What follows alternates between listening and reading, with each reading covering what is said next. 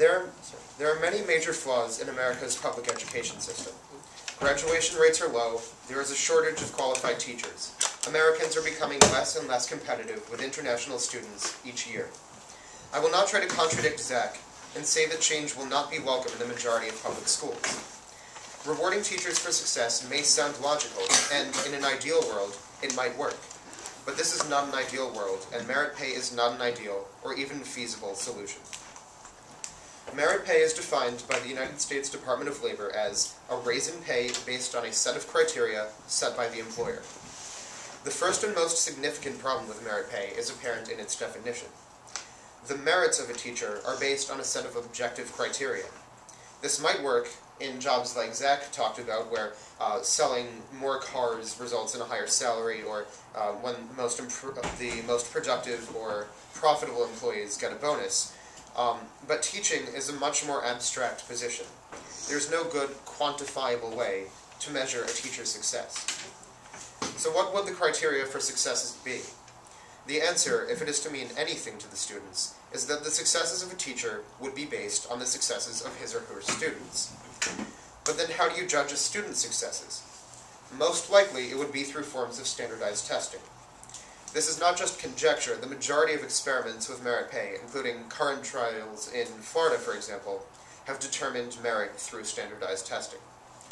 No matter what other forms of measurement Zach may discuss, there is no other reasonable way for educators to evaluate thousands of teachers across an entire state.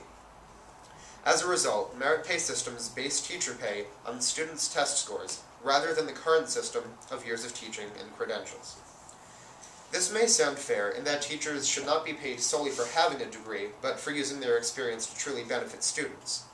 However, standardized testing is not a good way of determining a student's level of achievement. What about the student who wasn't feeling well the day of the test, or the student who was a brilliant, expansive reasoner, but does not perform well on a high-pressure test? A teacher might nurture these students, and they may be ultimately successful, yet on paper, this teacher looks like he or she has failed the student. Further, as is the argument in any discussion of standardized testing, what about the student whose real passions lie in art or in music? Teachers might ultimately wind up teaching to the test so that they look more successful and receive higher pay as a result, though in the long run they are failing students like these.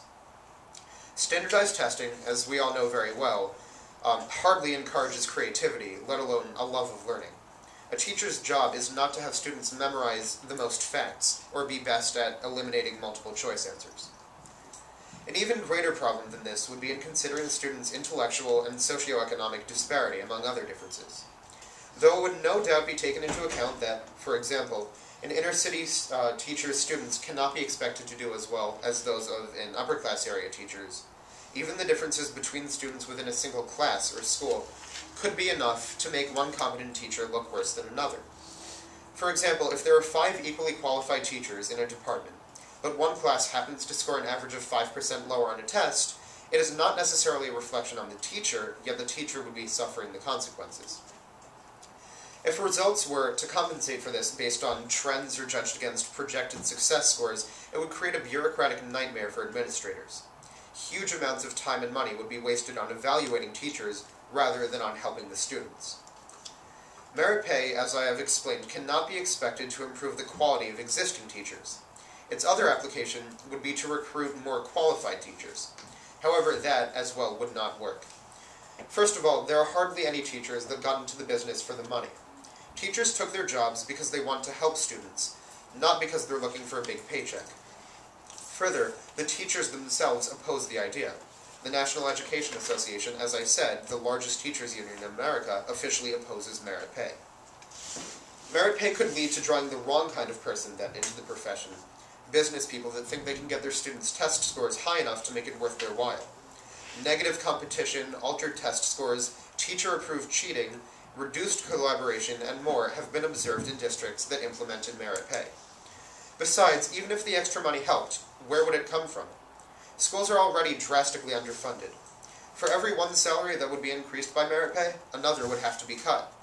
Otherwise, the money would need to come from cutting extracurricular programs, such as they're doing in New Jersey, which would only further harm the students.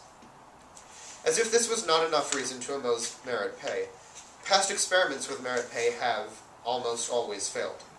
A study at Harvard University found that from 1917 to 1980, merit pay had been tried more than 7,000 times, with only a small percentage of the scores, only a small percentage of them succeeding.